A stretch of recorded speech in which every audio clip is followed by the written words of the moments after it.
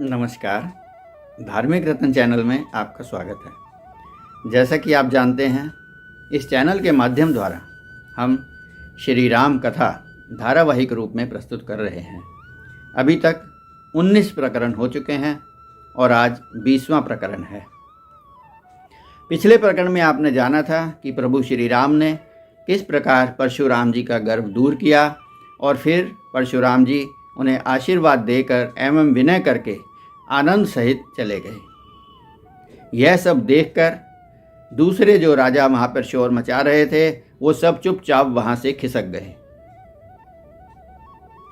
अब सभी देवताओं ने आकाश से पुष्प वर्षा की। सारा वातावरण खुशी से झूम उठा। जनक जी ने विश्वामित्र जी का धन्यवाद किया और कहा कि आपके ही प्रभाव से श्री राम ने धनुष तोड़ा है और मैंने यह प्रसन्नता की घड़ी पाई है। जनक कौशिक ही कीन प्रणामा, प्रभु प्रसाद धनु भंजेओ रामा। विश्वामित्र जी ने कहा, विवाह तो धनुष टूटने से समझो हो गया, परंतु अब आप विधि पूर्वक राजा दशरथ को सूचना भेजें, उन्हें बारात लेकर आने के लिए आमंत्रित करें। दूत अवधपुर पठवहु जाई, आनहि नृप दशरथ ही बुलाई। आप वहाँ पे दूत भेजो और राजा दशरथ को बुला करके लाएं। यह सुनते ही जनक जी ने अयोध्या में अपने दूत भेजे। दूतों ने अयोध्या पहुंचकर राजा को सारी कथा सुनाई। राम लक्ष्मण की सुंदरता, उनकी वीरता, धनुष भंग, परशुराम जी का क्रोध एवं शांत होना सारा विस्तार से बताया। दशरथ जी, भरत जी, शत्रुघ्न जी, सभी रानियां यह कथा सुनकर बहुत ही प्रसन्न हुए। वशिष्ठ जी को समाचार भेजा गया। बारात की तैयारी होने लगी। सारी अयोध्या उत्सव की तरह सजाई गई। सबसे पहले एक रथ पर गुरु वशिष्ठ जी को बिठाया गया। दूसरे रथ पर दशरथ जी चढ़े तथा अन्य रथों एवं घोड़ों पर नवयुवक चढ़े और बारात में चले। बनई न बरनत बनी बराता, होई सगुण सुंदर शुभ जाता। आवत जानी भानुकुल के तू, सरितन जनक बंधाए से तू। भरे सुधा सम सब पकवाने, नाना भांति न जाहि बखाने।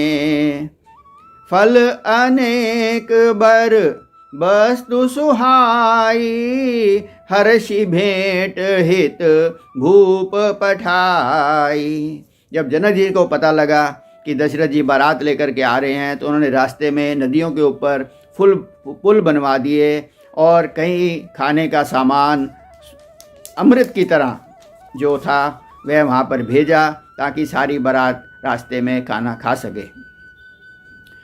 और अति सुंदर दीन्यों जनवासा, जहाँ सब कहूँ सब भांति सुकासा। जनक जी स्वयं दशरथ जी के स्वागत के लिए आगे आए और बहुत सी भेंट उनके आगे रखी और उनको सुंदर जनवासे में रहने का स्थान दिया। राम लक्ष्मण को लेकर के विश्वामित्र जी दशरथ जी से मिलवाने आए तो दशरथ जी ने विश्वामित्र जी को प्रणाम किया और कहा कि यह सब आपके प्रताप का ही फल है। मुनि ही दंडवत कीन महिषा, बार बार पद रज धरि सीसा। पुनि दंडवत करत दो भाई, देखी नृपति उर सुख न समाई। दशरथ जी ने विश्वामित्र जी को प्रणाम किया और राम लक्ष्मण ने दशरथ जी को प्रणाम किया। फिर राम लक्ष्मण ने वशिष्ठ जी को प्रणाम किया। फिर राम लक्ष्मण भरत शत्रुघ्न भी आपस में परस्पर मिले।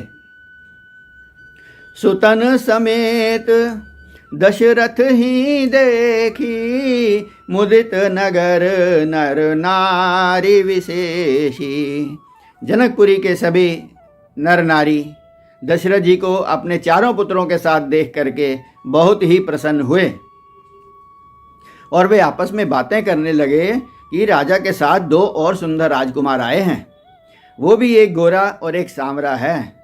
हम बहुत ही भाग्यशाली हैं कि राम सीता की जोड़ी को देखा और हम अब इनका शुभ विवाह भी देखेंगे। तब लगन का समय जानकर शतानंद जी ने सीता जी को बुलवा भेजा और दशरथ जी को भी बारात सहित मंडप में आने का न्योता दिया। जैसे ही बारात को बुलाया गया, नगाड़े बजने लगे। राम जी की बारात देखने के लिए सभी देवता एवं ब्रह्मा एवं शिव जी अपने अपने स्वरूप बदल करके बारात में शामिल हो गए।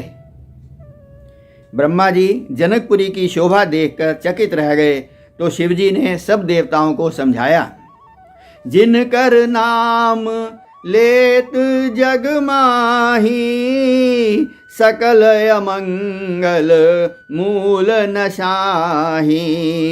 करतल होई पदार्थ चारी, ते सिय राम कहऊँ कामारी।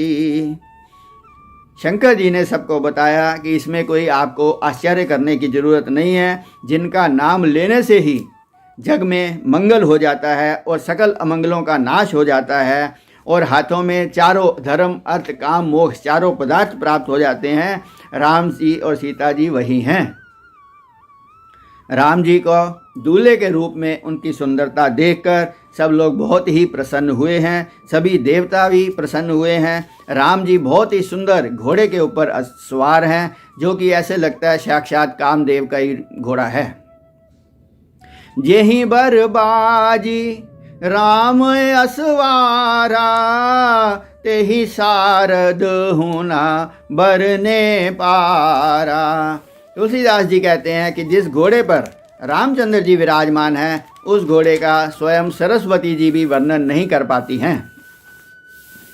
शंकर जी 15 नयनों से राम का रूप देखकर अत्यंत प्रसन्न हुए। शंकर जी के 5 मुंह हैं और 3 नेत्र हैं एक मुंह पे, इसलिए उनके 15 नेत्र हो गए।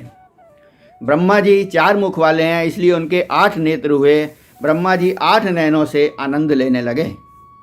स्वामी कार्तिक भी वहाँ पर उपस्थित हैं, जो 6 मुख वाले हैं, अतः उनके 12 नेत्र हुए। वो 12 नेत्रों से ब्रह्मा जी से 1.5 नेत्र से भगवान राम के दूल्हे के रूप में दर्शन कर रहे हैं।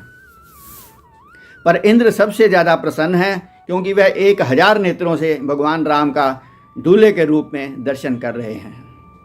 इसके बाद जनकपुर की स्त्रियां एवं रानी सुनैना भी भगवान राम का स्वागत करने के लिए आरती का थाल सजाकर लाई हैं। इंद्र की पत्नी शची, पार्वती जी एवं सरस्वती जी सब रूप बदल करके स्त्रियों के झुंड में शामिल हो गई हैं। महा आनंद छाया हुआ है। राम जी को द्वार पर आरती करने के बाद मंडप में लाया गया। दशरथ जी विभिन्न प्रकार के दान दे रहे हैं। जनक जी एवं दशरथ जी की मिलनी हुई है। तुलसीदास जी कह रहे हैं कि जब से ये समाज बना है, हमने बराबर के समधी आज ही देखे हैं। जग बिरंची उपजावा जब ते, देखे सुने ब्याह बहु तब ते। सकल भांति सम साज समाजू, सम समधि देखे हम आजू। राम जी एवं चारों भाइयों के ब्याह की आगे की कथा हम आपको अगले प्रकरण में सुनाएंगे। आज के प्रकरण को समाप्त करने से पूर्व आइए 2 मिनट के लिए भगवत भजन कर लेते हैं। आओ बसाएं मन मंदिर में झांकी सीताराम की। आओ बसाएं मन मंदिर में झांकी सीताराम की। जिसके मन में राम नहीं वह काया है किस काम की। जिसके मन में राम नहीं वह काया है किस काम की।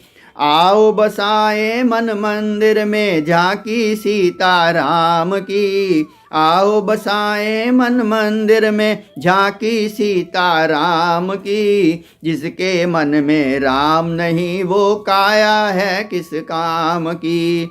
जिसके मन में राम नहीं वह काया है किस काम की। नमस्कार, धन्यवाद। जय श्री राम।